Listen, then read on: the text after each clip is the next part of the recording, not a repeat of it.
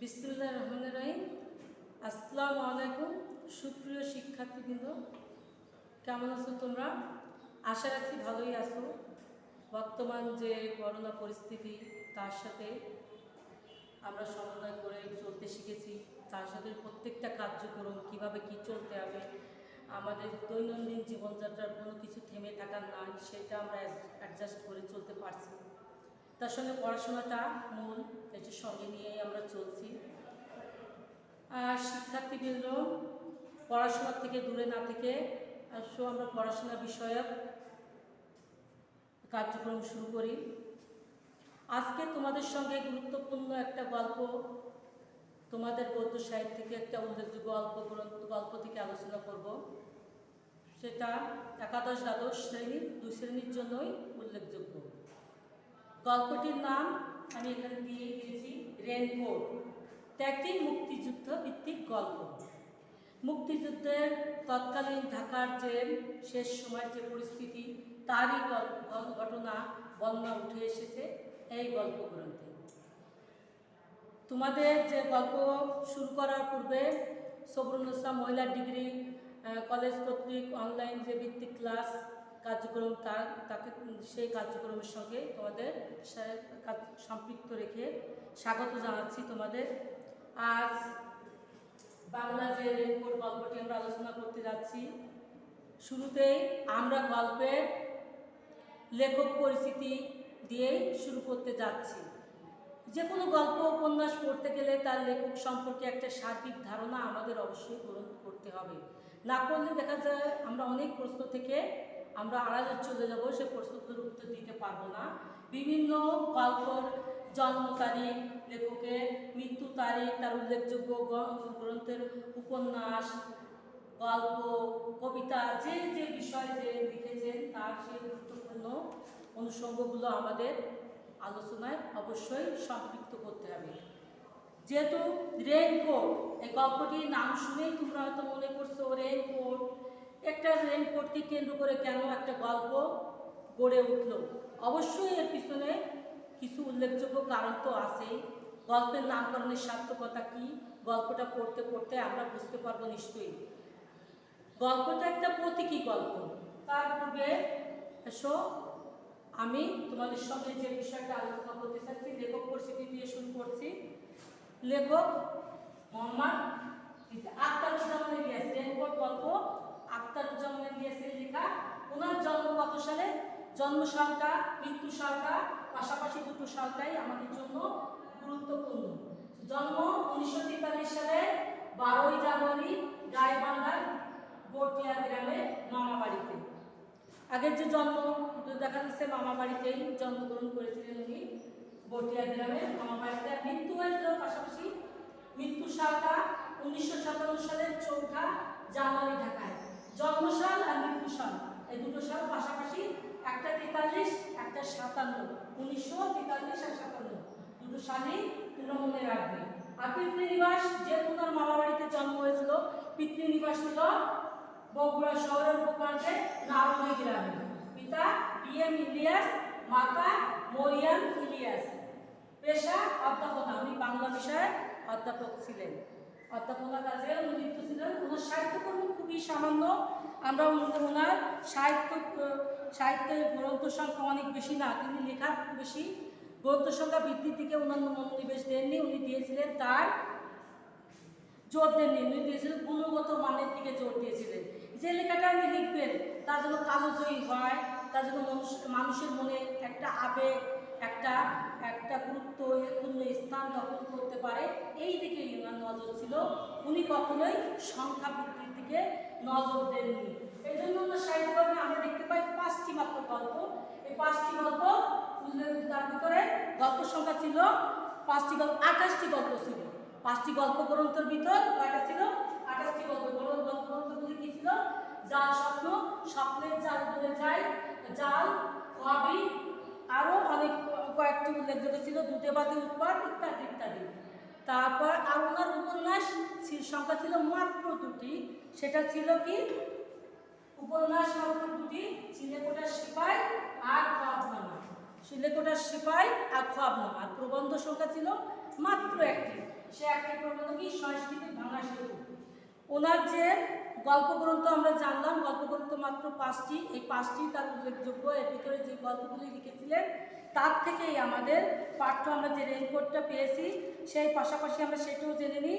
Raincoat গল্পটি কত সালে প্রকাশিত হয়েছিল এটা কিন্তু এই প্রশ্নের ভিতরে তোমার দেখো পাঠ পরিস্থিতির ভিতরে রয়েছে। আর এই গল্পটি কোন গল্পগ্রন্থ থেকে নেওয়া হয়েছিল সেটা উল্লেখযোগ্য। রেনকোট গল্পটি নেওয়া হয়েছিল জাল স্বপ্ন, স্বপ্নের জাল বলে যায় এই গল্পগ্রন্থ থেকে। আর গল্পটি প্রকাশিত হয়েছিল 1995 সালে। এই তৃতীয় বিশেষ উল্লেখযোগ্য।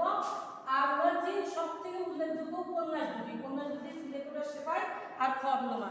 এই চিলেকোঠার সেপাইয়ের ভিতর কি ছিল? চিলেকোঠার সেপাই 69-এর গণ অভ্যুত্থানকে কেন্দ্র করে এই চিলেকোঠার সেপাই রচিত হয়েছিল। আর খবনামা সিপাই বিদ্রোহ, 1943 সালের বন্দর ইত্যাদি উল্লেখযোগ্য আত্মসংগ্রামী যে বাঙালিদের জীবন যাত্রা তাকে কেন্দ্র করে রচিত হয়েছিল খবনামা।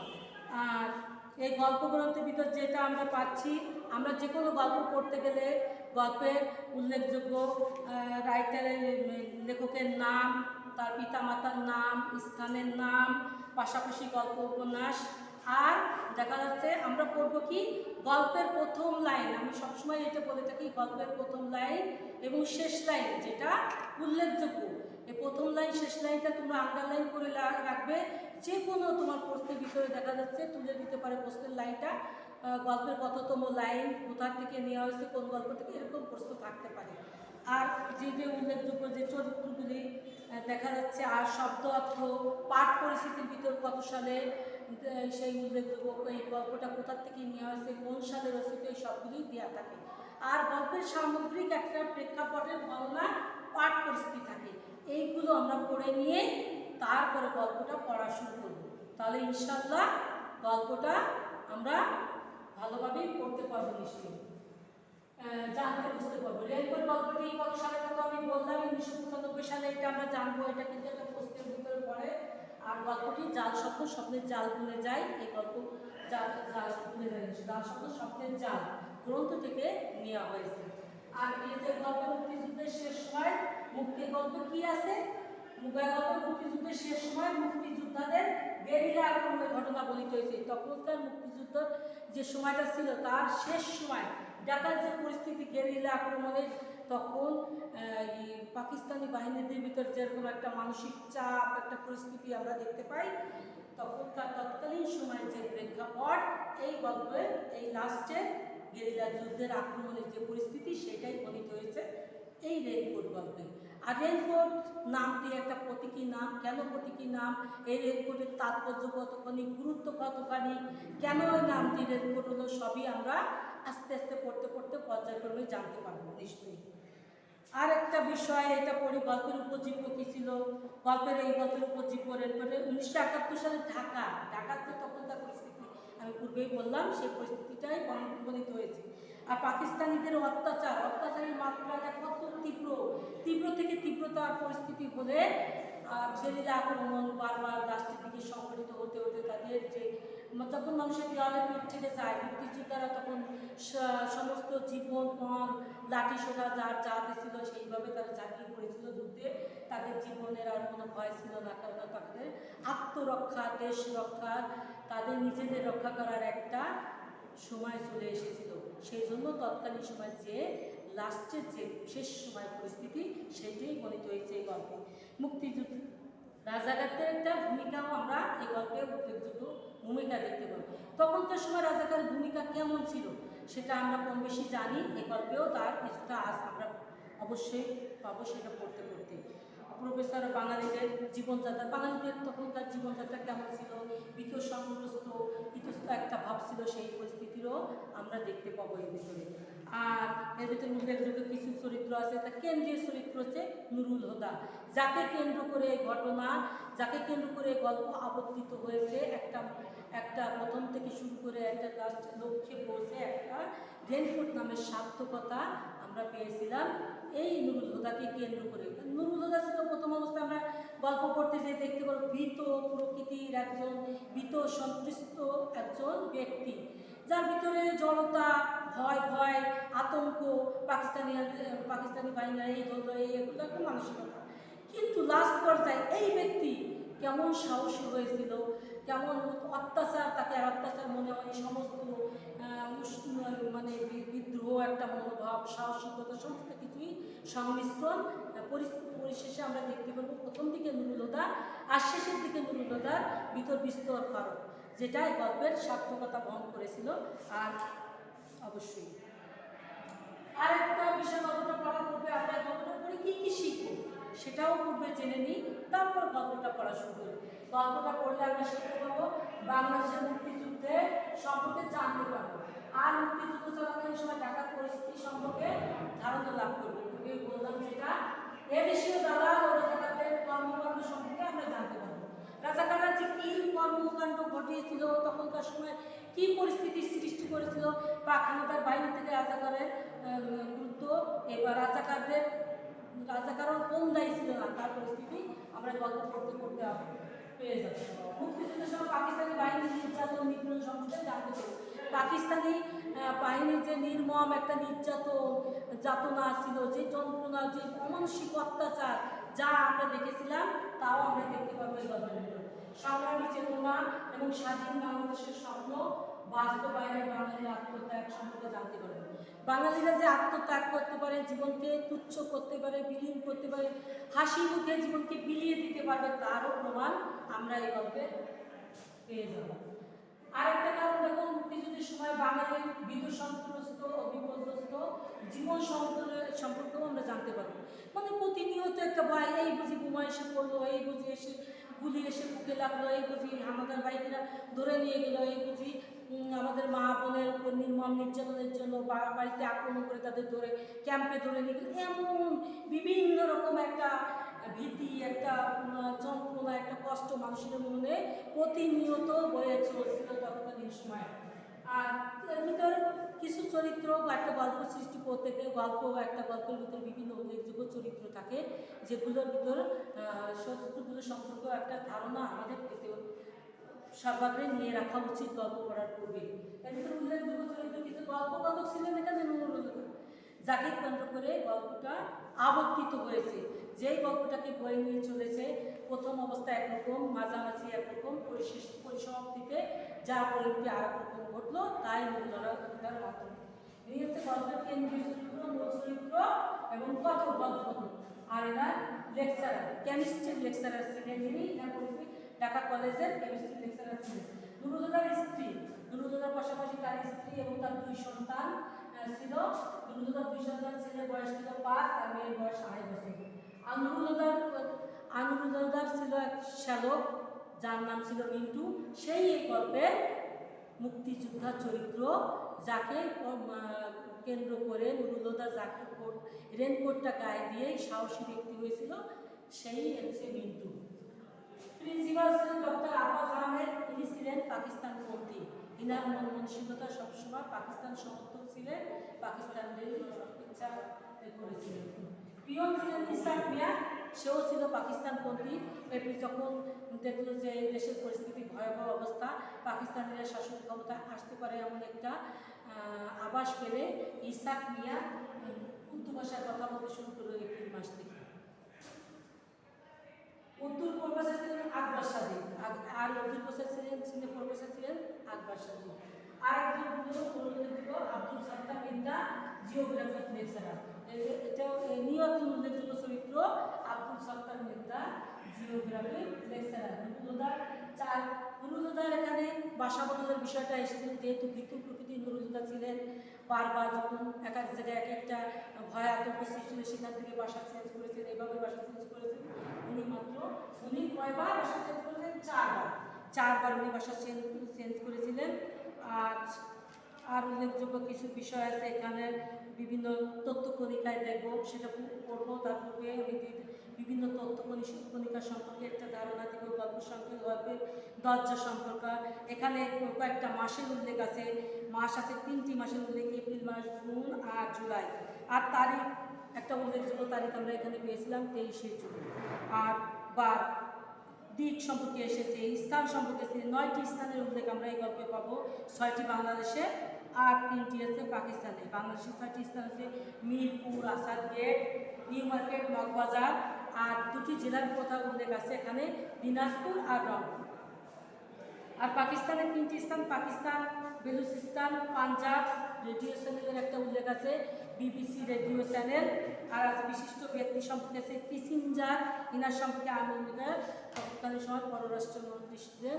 তখনকার দরজার সংখ্যা সম্পর্কেও একটা ধারণা আমাদের রাখতে হবে। সেটা হচ্ছে গল্পকথকের ছেলের বয়স, ছেলের সংখ্যা 5। আর দরজা ছিল, দরজার চিটকিন ছিল 2টি, খিল ছিল 1টি, কাঠের দেশা 1টি।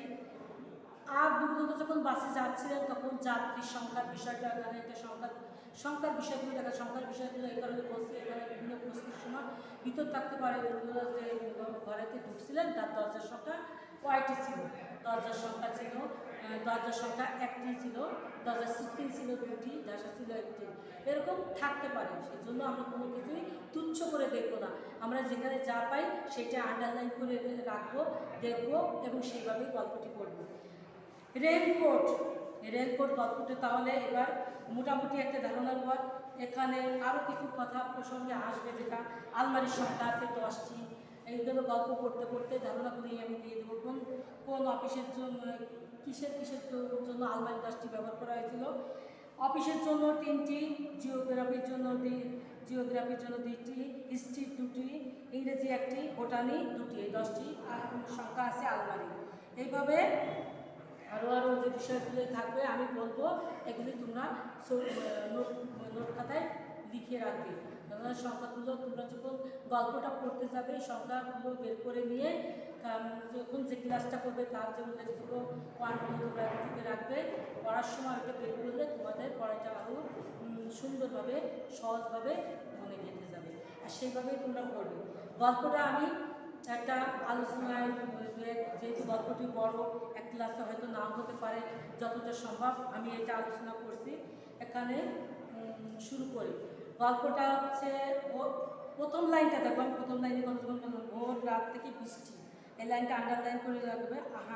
বৃষ্টির ঝমঝম বল, এই বৃষ্টির মেয়াদ আল্লাহ দিনে পুরো 3 দিন। তখন বলবে যে রেনকোট গল্পে বৃষ্টির মেয়াদের কথা বলা হয়েছিল, সে কয়দিনের মতো বলা হয়েছে। এই লাইনটা আন্ডারলাইন করে অবশ্যই রাখবে, তাহলে আমরা সে বিষয় সম্পর্কে একটা ধারণা পেতে পারব। কারণ শনিতে 7, মঙ্গলে 3 আর সব দিন।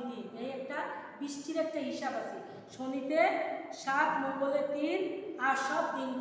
এরকম শনিতে শুরু হলে 7 দিন বর্ষার মেয়াদটা থাকে, 7 আর মঙ্গলে শুরু হলে 3 দিন আর সব অন্য দিনে শুরু হলে 3 দিন।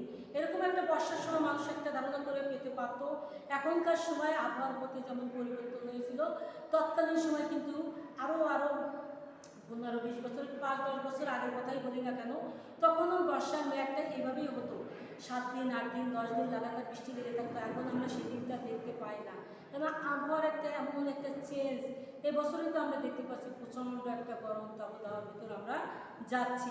এই পরিস্থিতির সৃষ্টি হয়েছে কেন?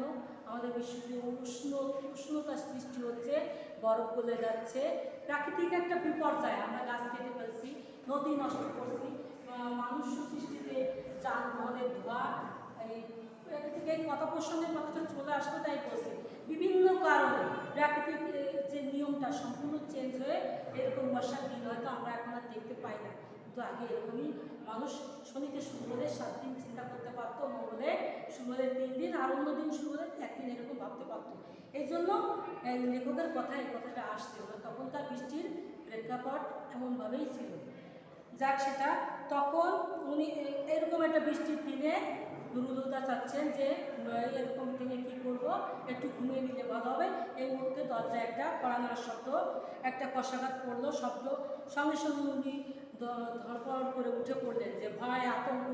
এই সময় ঢাকার পরিস্থিতি তো কখন কে আক্রমণ করবে, এদিকে গেরিলা আক্রমণ হচ্ছে, অন্যদিকে পাকানাদার বাহিনীদের আক্রমণ, কখন কোন বিপদ ঘাড়ে এসে পড়ে, পাকানি যদি ঘরে এসে ঢুকে পড়ে, এমন পরিস্থিতি তখনকার মনে মানুষের প্রতিটা সেকেন্ড, মিনিট, ঘন্টা আতঙ্কে থাকতো, আতঙ্কগ্রস্ত ছিল মানুষের জীবনযাত্রা। এই আতঙ্কের মধ্য দিয়েই নুরুল হুদা মনে ভয় পেয়ে উঠলো, কি হলো, কে আসলো। দরজা খুলে দেখলেন যে তাদের কলেজের পিয়ন ইসাক মিয়া, যাক হাফ ছেড়ে বাঁচলেন, বুকে একটা স্বস্তি নিঃশ্বাস ফেললেন, যাকে এই যাত্রায় বেঁচে গেলাম। পাক বাহিনী আক্রমণ করেনি, তারা কেউ আসেনি তাকে তুলে নিতে, এই ভয়টা আপাতত গেল।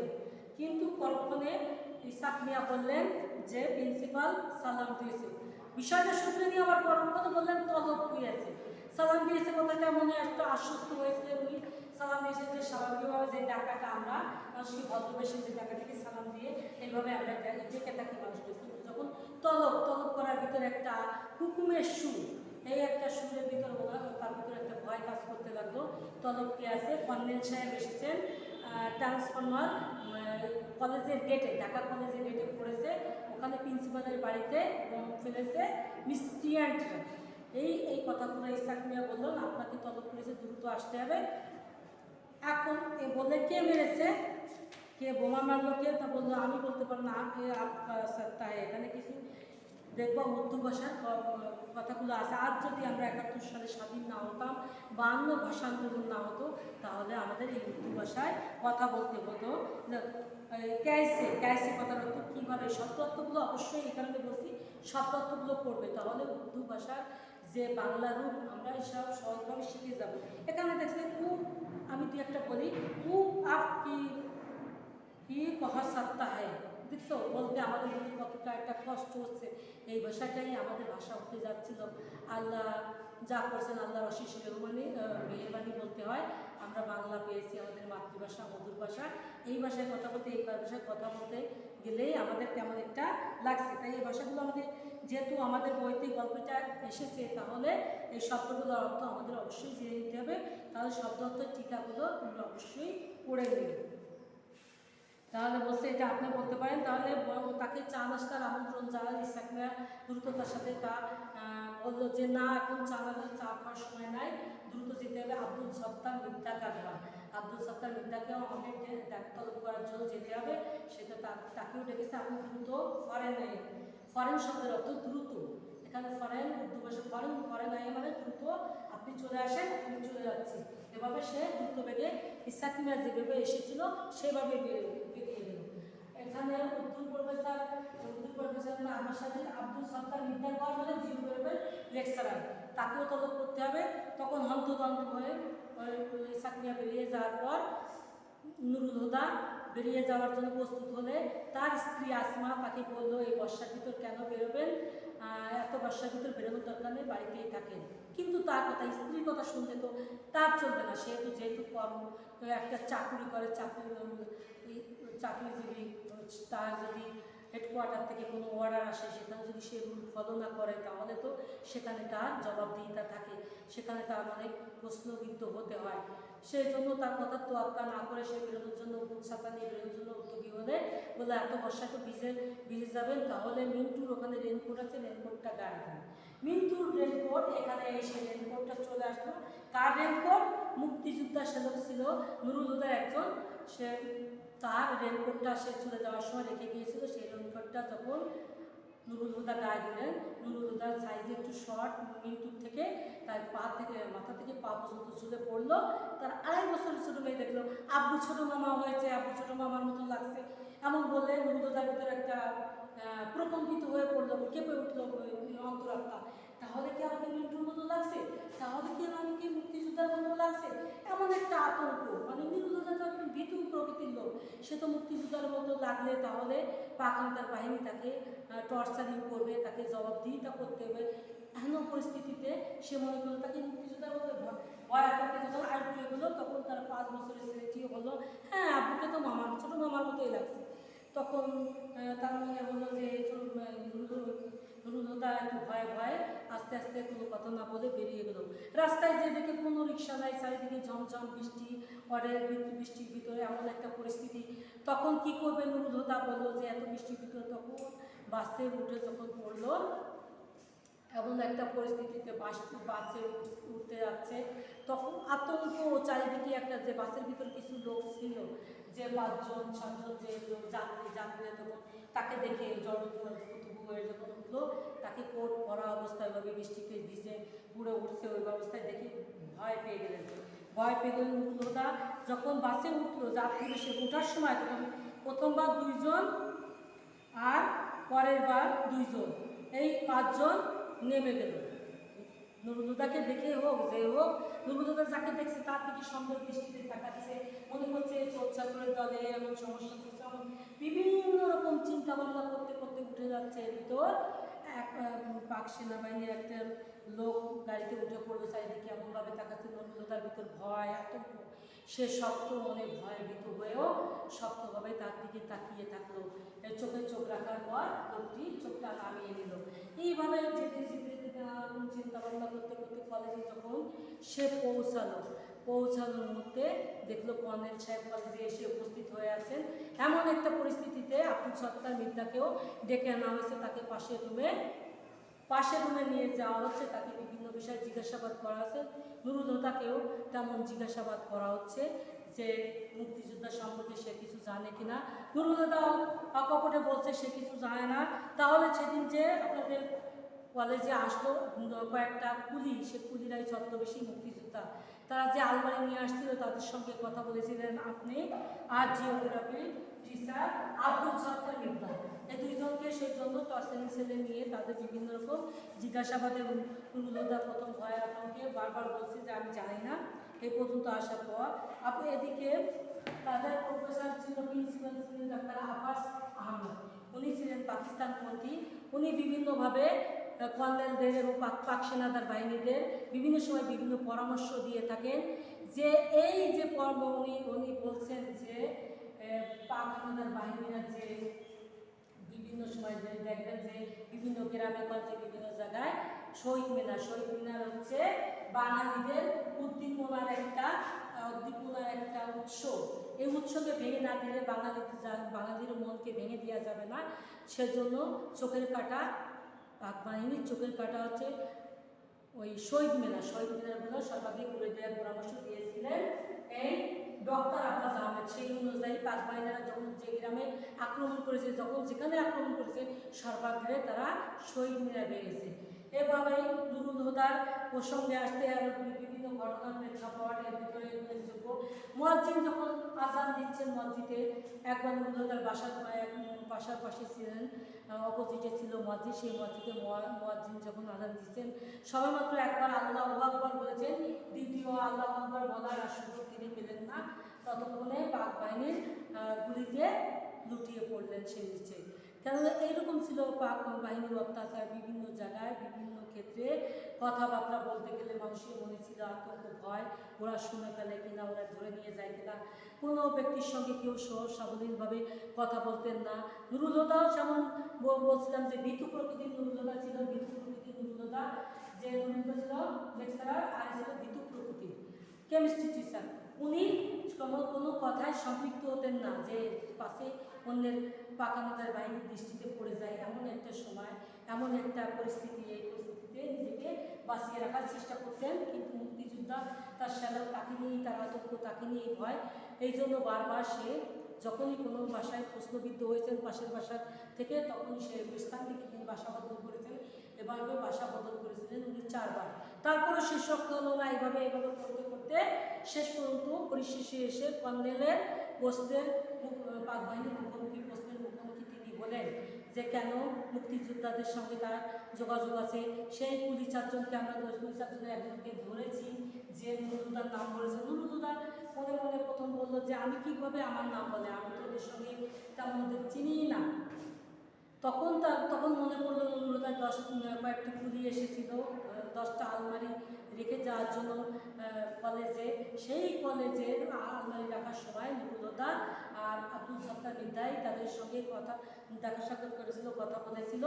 তারা তখন বলেছিল এখনই তো এই বর্ষার সময় যুদ্ধ, কেননা বর্ষার সময় যুদ্ধ, এই কথাটা তখন নুরুল হুদা বুঝতে পারেনি। কেননা এই বর্ষার সময় যুদ্ধ কথাটা কেন বলা হয়েছিল এখানে কেন বর্ষায় পাকিস্তানি বাহিনীরা বর্ষার পরিস্থিতিতে বাংলার বর্ষা, নদী নালার দেশ, এই পরিস্থিতির সঙ্গে তারা নিজেদের মানিয়ে নিতে পারত না। এই পরিস্থিতিতে এই দেশীয় মুক্তি বাহিনীরা তখন পাক বাহিনীকে ঘায়েল করতে পেরেছিল এই পরিস্থিতিতে। আর তেমনই এখানে আর একটা বিষয় আছে, এখানে এখানে আমাদের দেশে ছিল বর্ষা, আর তাদের ছিল কি, রাশিয়া ছিল জেনারেল উইন্টার, আর আমাদের জেনারেল মনসুন। শব্দের অর্থ এখানে দেখবা, শব্দ অর্থে দিয়ে আছে দ্বিতীয় বিশ্বযুদ্ধের সময় প্রচণ্ড শীতের কবলে পড়ে হিটলারের বাহিনী রুশ বাহিনীর কাছে পর্যবস্ত হয়েছিলেন। মানে হিটলারের বাহিনী সেই শীতকে উপেক্ষা করে তাদের সঙ্গে মোকাবেলা করতে পারছিলেন না। সেই ছিল রাশিয়া ছিল জেনারেল মনসুন, আর আমাদের কি আছে জেনারেল উইন্টার ছিল, আর আমাদের ছিল জেনারেল মনসুন। মানে আমাদের এই বর্ষাকালটার সময় পাক বাহিনীর লোকেরা নিজেদের পরিস্থিতির অনুকূলে আনতে পারেনি, প্রতিকূল পরিস্থিতির মোকাবেলা তারা করতে পারেনি। এই শব্দ অর্থগুলো এই জন্য পড়বে। আর ক্র্যাকডাউনের রাত, এখানে আরেকটা উল্লেখযোগ্য শব্দ বলি আমরা, ক্র্যাকডাউনের রাত। ক্র্যাকডাউনের রাতটা কি, 1971 সালের এই 25শে মার্চ দিবাগত রাত্রে যে পাকিস্তান বাহিনীরা বর্বর হামলা চালিয়েছিল ঘুমন্ত বাঙালির উপরে, সেই কথা আমরা সবাই জানি। সেটা ছিল কতটা ভয়াবহ মর্মান্তিক, যখন যেখানে যেভাবে যে পরিস্থিতিতে বাঙালি গিয়েছিল, সেই রাত্রে আকস্মিকভাবে বাঙালির উপর ঝাঁপিয়ে পড়েছিল পাক বাহিনী। সেই রাত্রে বলা হয়েছিল ক্র্যাকডাউনের রাত। এই শব্দ অর্থগুলো তোমাদের জন্য গুরুত্ব বহন করছে, এগুলো অবশ্যই করবে। আর একটা আছে জেনারেল স্টেটমেন্ট, সাধারণ বিবৃতি। তখন পরিশেষে আমি আরেকটু গল্প বলে তারপরে আলোচনা করে, যখন পরিস্থিতি গল্পের কোথায় এসেছিলাম, এখানে যেখানে বলছি পাক বাহিনীর প্রশ্নের সম্মুখীন যখন হলেন আব্দুল সত্তার মির্জা নুরুল হুদা, বারবার প্রস্তুত হওয়ার পর যখন নুরুল হুদা বুঝতে পারলো এই সেদিনে তাদের চেকুলিদের ভিতর হয়তো মুক্তি বাহিনীর ছেলেরাই ছিল, তখন তো তারা বলেছিল বর্ষায়িত যুগ। মনে পড়লে কথা, নুরুল হুদা না জানা সত্ত্বেও তখন নুরুল হুদার গায়ে যে একটা রেনকোট গায়ে দিল, যখনই গায়ে চাপিয়েছিল তখন তার ভিতরে একটা উষ্ণতা, একটা একটা সাহস, একটা সঞ্চার হয়েছিল তার মনে। তো প্রথম যখন স্বীকার করলো না সেই উষ্ণতা রেনকোটটা, তখন পাক বাহিনীর লোকেরা খুলে একটা আংটা ঝুলিয়ে রাখলো, আর তাকে সব চাবুকের পর চাবুক এর বাড়ি দিতে লাগলো নুরুল হুদার পিঠের উপর। নুরুল হুদা তখন মনে হলো বৃষ্টি পড়তেছে তার পিঠের উপর, কেননা এই যে মুক্তিযোদ্ধার একটা রেনকোটের কেন প্রতি কি বলেছিলাম, এই রেনকোটে এই গল্পটা কেন নামকরণ হয়েছিল, এটা একটা এখানে দেখো বিষয়টা। যখন বিতু প্রকৃতির নুরুল হুদা রেনকোটটা গায়ে চাপালো, তখন থেকে তার ভিতরে একটা উষ্ণতা, একটা অমসী অনুভব করেছিল। সেটা দেশপ্রেমের, সেটা সাহসের, সেটা ভয়কে জয় করার এমন একটা পরিস্থিতি, এমন একটা আবেগ অনুভূতি তার ভিতর সৃষ্টি হয়েছিল। সেই উষ্ণতার আবেশে সে আবেশিত হয়ে পিঠের উপর যে চাবুকের পর চাবুক পড়তে থাকলো, তাকে তখন মনে হলো সেটা বৃষ্টির ফোঁটা। এই বৃষ্টির ফোঁটাকে উপেক্ষা করার মতো সাহস তখন তার তৈরি হয়ে গেল। আজ তাহলে এই পর্যন্তই থাক। তোমাদের আগামী ক্লাসে বাদ বাকি রেনকোট গল্পের নামকরণ কেন হয়েছিল, রেনকোট গায়ে দিয়ে নুরুল হুদার মনে যে উষ্ণতার সৃষ্টি কেন হয়েছিল, ভয়কে কীভাবে জয় করেছিল, গল্পটার সার্বিক পরিস্থিতি এবং অনুধাবনমূলক যে প্রশ্নগুলি আছে, এসব বিভিন্ন বিষয়গুলো আগামী ক্লাসে অবশ্যই তোমাদের সঙ্গে আর ক্লাসে আমি অবশ্যই বলবো। আজ এ পর্যন্ত, তোমরা ভালো থাকো, সুস্থ থাকো, সুন্দর থাকো। আল্লাহ হাফিজ।